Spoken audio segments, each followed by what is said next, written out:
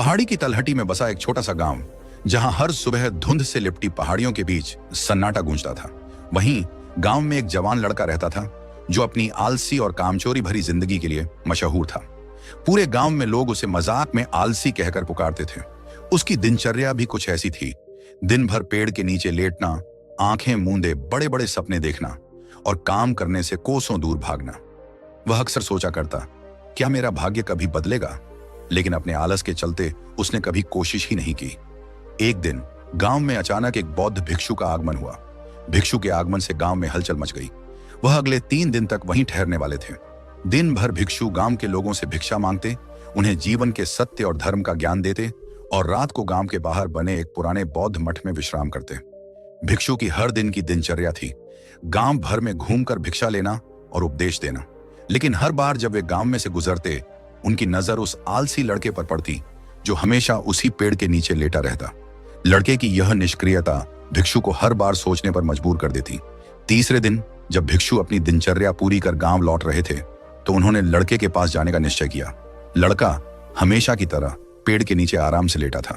भिक्षु ने उसके पास जाकर मुस्कुराते हुए कहा, बेटे, मेरे पास तुम्हारे लिए एक काम है। मैं चाहता हूं कि तुम पहाड़ी की सबसे ऊंची चोटी पर जाओ और वहां से मेरे लिए एक पंख लेकर आओ। लड़के ने पहले तो आलस्य भरी नजरों से पहाड़ी की ओर देखा, फिर भिक्षु की बात सुनकर हंसी में उड़ाते हुए बोला, यह असंभव है, मैं उस चोटी तक नहीं जा सकता, मैं बहुत आलसी हूं। भिक्षु उसकी बातें सुनकर मुस्कुराए और बोले, अरे लेकिन मुझे उसी पंख की तलाश है।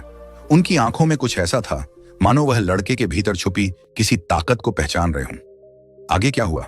क्या लड़का अपनी आलसी आदत को छोड़कर उस पहाड़ी पर गया, या फिर उसने भिक्षु की बातों को भी नजरअंदाज कर दिया? यह तो कहानी के अगले मोड़ पर ही पता चलेगा। बौद्ध भिक्षु मुस्कुराए और बोले, यह पंख इस पहाड़ी के शिखर पर नहीं मिलेगा। इसे पाने के लिए तुम्हें शिखर तक चढ़कर दूसरी तरफ उतरना होगा। वहां एक गहरी गुफा के अंदर यह छिपा है। लेकिन यह कोई साधारण पंख नहीं है। ऐसा पंख तुमने आज तक नहीं देखा होगा। यह दूर से चमकता है और अपनी रोशनी से अंधेरे को चीर देता है। भिक्षु की बातों ने लड़के के अंदर एक अजीब सी उत्सुकता जगा दी। उसने कभी इस तरह के किसी पंख के बारे में नहीं सुना था और गुफा तक जाने के इस रोमांचक सफर के ख्याल ने उसे भीतर से बेचैन और रोमांचित कर दिया। उसकी आंखों में कुछ चमक आई और उसने भिक्षु की चुनौती को स्वीकार कर लिया। लड़का पहली बार अपने आलस को किनारे रख पहाड़ी की तरफ बढ़ने लगा। लेकिन यह सफर आसान नहीं था। चढ़ाई जितनी लंबी थी, उतनी ही कठिन भी। जैसे ही उसने पहाड़ की चढ़ाई शुरू की, उसका शरीर थकने लगा। उसकी सांसें तेज हो गईं और पसीने की धाराएं उसके चेहरे पर बहने लगीं। हर कदम जैसे उसे चुनौती दे रहा था, पर उसने हार नहीं मानी। वह हर कदम के साथ खुद को प्रेरित करता रहा। जैसे जैसे वह ऊंचाई पर पहुंचता गया, उसे अपने भीतर एक नई ताकत का एहसास होने लगा। उसकी थकान कहीं पीछे छूट गई और उसकी जगह एक अजीब सी खुशी ने ले ली। यह खुशी उस अनुभूति की थी जो उसने पहले कभी महसूस नहीं की थी। आखिरकार कई घंटों की मेहनत के बाद लड़का पहाड़ी के शिखर पर पहुंच गया। उसकी सांसें तेज थीं, लेकिन चेहरे पर मुस्कान थी, एक योद्धा की मुस्कान जिसने अपना पहला युद्ध जीत लिया हो। उसने शिखर से नीचे देखा और जो दृश्य उसके सामने था वह अविस्मरणीय था। दूर दूर तक फैली हरियाली, पहाड़ों की चोटियां और सूरज की रोशनी, सब कुछ दिव्य लग रहा था। लेकिन यह अंत नहीं था। असली चुनौती तो अभी बाकी थी। उसे अब पहाड़ी के दूसरी तरफ उतरना था। ढलान खड़ी और खतरनाक थी। हर कदम जैसे मौत से खेलने जैसा था। चढ़ाई के समय लड़के के कई बार लड़खड़ाने की यादें उसे डराने लगीं, पर उसने हिम्मत नहीं हारी। भिक्षु को दिया वादा और उस चमकते पंख को देखने की जिज्ञासा ने उसे आगे बढ़ने पर मजबूर कर दिया। गहरी सांसें लेते हुए वह धीरे धीरे नीचे उतरने लगा। रास्ता जितना मुश्किल था, गुफा को ढूंढना उससे भी ज्यादा कठिन। कई बार वह गिरते गिरते बचा, पर हर बार खुद को संभाल लेता। आखिरकार घंटों की मेहनत और खोज के बाद वह उस गुफा तक पहुंचा जिसका जिक्र भिक्षु ने किया था। गुफा के अंदर घुप अंधेरा था, लेकिन जैसे ही उसने भीतर कदम रखा, उसकी नजरें ठिठक गईं। सामने जमीन पर एक पंख पड़ा था। यह कोई साधारण पंख नहीं था। उसकी रोशनी गुफा की दीवारों पर नृत्य कर रही थी। ऐसा लगता था जैसे यह पंख अपनी कहानी खुद बयां कर रहा हो। लड़का हैरान रह गया। यह वही पंख था जिसके बारे में उसने सुना था। आगे क्या हुआ? क्या वह पंख लेकर लौट पाया, या गुफा में उसका सामना किसी अनजान खतरे से हुआ? कहानी यहीं पर ठहरती है, लेकिन रहस्य अभी बाकी है। गुफा के प्रवेश द्वार से छनकर आ रही हल्की रोशनी में वह पंख ऐसा चमक रहा था मानो स्वर्ग से कोई उपहार हो। लड़के ने धीरे से पंख उठाया और उसकी सुंदरता में खो गया। यह पंख इतना अद्भुत था कि उसने कभी ऐसी चीज की कल्पना भी नहीं की थी। वह देर तक पंख को घूरता रहा। उसकी चमक, उसकी बनावट, सब कुछ अलौकिक था। लेकिन अचानक जैसे ही वह इस मंत्र मुग्ध करने वाले क्षण से बाहर आया, उसे एहसास हुआ कि असली चुनौती अभी बाकी थी। वह पूरी तरह से थका हुआ था। उसका शरीर दर्द से टूट रहा था और सांसें इतनी भारी थीं कि मानो कोई पत्थर उसके सीने पर रखा हो। उसे चिंता होने लगी, क्या मैं पहाड़ पर चढ़ पाऊंगा? क्या मैं भिक्षु तक ये पंख पहुंचा पाऊंगा? उसने कुछ पल हार मानने का विचार भी किया, लेकिन तभी उसे पहाड़ी के शिखर पर पहुंचने की वह उपलब्धि और गर्व की भावना याद आई। उस क्षण ने उसे यह एहसास दिलाया कि वह अपनी सीमाओं से आगे जा सकता है। उसने गहरी सांस ली और खुद को संभालते हुए फिर से पहाड़ी पर चढ़ने का निश्चय किया। हर कदम एक नई परीक्षा जैसा था। उसकी मांसपेशियां जल रही थीं, घुटने कांप रहे थे और फेफड़े जैसे अपनी पूरी ताकत लगा रहे थे। कई बार वह लड़खड़ाया और गिर पड़ा। चोट से उसका शरीर लहूलुहान हो गया, लेकिन उसकी आंखों में अब एक नई चमक थी, हार न मानने की। वह बार बार गिरता और बार बार खुद को संभाल कर आगे बढ़ता। उसने अपने भीतर की ताकत को पहचान लिया था। यह सफर केवल उस पंख को लेकर लौटने का नहीं था, बल्कि खुद को साबित करने का था। घंटों की अथक मेहनत और संघर्ष के बाद वह आखिरकार उस जगह पर पहुंचा जहां से उसने सफर शुरू किया था।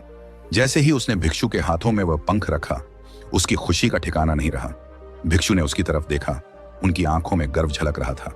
मुस्कुराते हुए उन्होंने कहा, बहुत बढ़िया मेरे बच्चे, आज तुमने अपने जीवन का सबसे महत्वपूर्ण सबक सीखा है।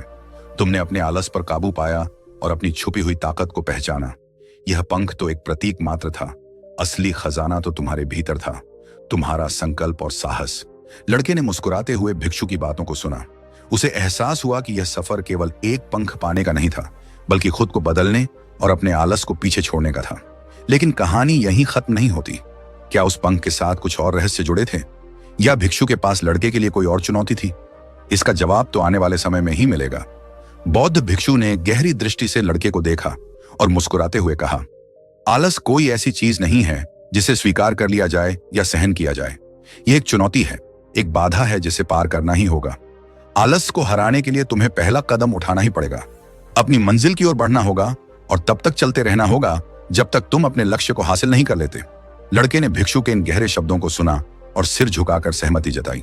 आज पहली बार उसे एहसास हुआ कि वह हमेशा से ही बड़ी और महान चीजें करने में सक्षम था, लेकिन उसका आलस, उसका सबसे बड़ा दुश्मन, उसे रोक कर रखता था। अब वह जान गया था कि उसके अंदर इतनी ताकत और दृढ़ संकल्प है कि वह किसी भी बाधा को पार कर सकता है। भिक्षु ने लड़के को आशीर्वाद दिया और मुस्कुराते हुए गांव से विदा हो गए। उनके शब्द जैसे किसी मंत्र की तरह लड़के के मन में गूंजते रहे। उसने ठान लिया कि अब वह अपने आलस पर काबू पाएगा और अपने जीवन को नई दिशा देगा। यह कहानी हमें सिखाती है कि आलस कोई स्वाभाविक स्थिति नहीं है, बल्कि एक चुनौती है जिसे दूर किया जा सकता है। जब हम अपने लक्ष्य की ओर बढ़ने के लिए खुद को प्रेरित करते हैं, तब हम अपने अंदर एक ऐसी ताकत और दृढ़ता को खोजते हैं जिसकी हमने पहले कभी कल्पना नहीं की थी। आलस पर काबू पाने के लिए हमें खुद को चुनौती देनी चाहिए और बड़े व महत्वाकांक्षी लक्ष्य तय करने चाहिए, चाहे वे लक्ष्य कितने ही मुश्किल क्यों ना लगे। हमें अपनी शारीरिक और मानसिक सीमाओं को पीछे छोड़ने का प्रयास करना चाहिए।